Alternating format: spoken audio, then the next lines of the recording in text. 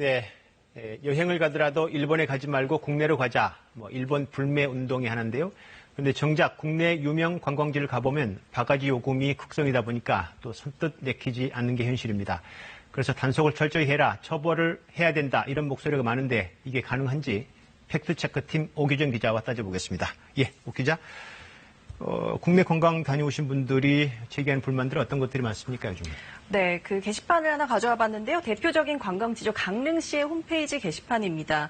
바가지 요금이 심하다 이런 민원들로 가득한데요. 예. 이런 내용도 있었습니다. 강릉 여행이 일본 여행보다 더 싫어질 것 같다 이런 내용이었습니다. 되게 와닿는 문구인 것 같기도 하고요. 그런데 바가지 요금이 어제 오늘 이야기도 아니고 이게 처벌이나 단속이 어려운가 보죠? 네, 저희가 그 유형별로 한번 나눠서 따져봤는데요. 먼저 숙박업소를 보겠습니다. 예. 1박에 25만 원인 숙소를 예약했는데 실제 현장에서는 33만 원을 냈다는 내용입니다. 이게 최근 온라인에서 화제가 되기도 했습니다. 예, 저게 예약할 때와 실제로 가서 지불한 게 달랐다는 거잖아요? 네, 그렇습니다. 전형적인 바가지 요금이라고 할 수 있겠는데요. 요즘은 대부분 온라인 예약 사이트에서 예약을 하잖아요. 예. 그렇기 때문에 전자상거래법이 적용이 됩니다. 그래서 이런 경우 1,000만 원 이하의 과태료, 행정처분이 가능합니다.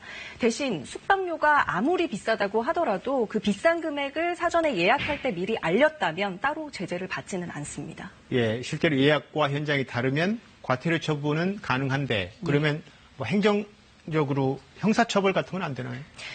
이론상으로는 가능합니다.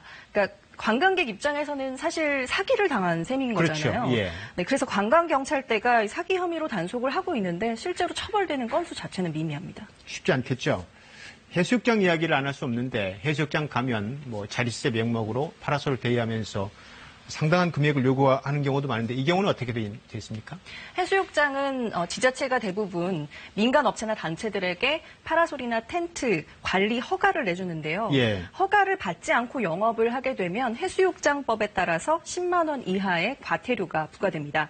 허가를 받았다고 하더라도 정해진 구역을 벗어나서 영업을 하거나 아니면 과도한 금액을 요구하면 행정 처분을 받습니다. 하지만 형사 처벌은 없었습니다. 그런데 이게 허가를 받는 것인지 아닌지 구분하기도 어렵고 여전히 불만이 많을 텐데 이게 행정처분 이외에는 안 되는군요. 네, 그렇습니다. 예. 하지만 계곡은 조금 사정이 다른데요. 피서지로 계곡도 많이 가잖아요. 예. 사진을 하나 준비해 봤는데요. 사진 보시면 이렇게 계곡에다가 천막도 치고 그리고 평상을 설치했는데 이런 경우에는 형사처벌이 가능합니다.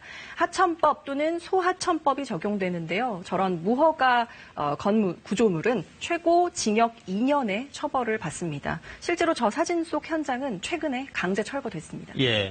단속이나 처벌도 좋지만 실제로 이렇게 바가지 요금이 극성이면 결국 관광지는 자기 발목 잡는 거 아닌가 싶기도 하고요. 좀 안타깝습니다.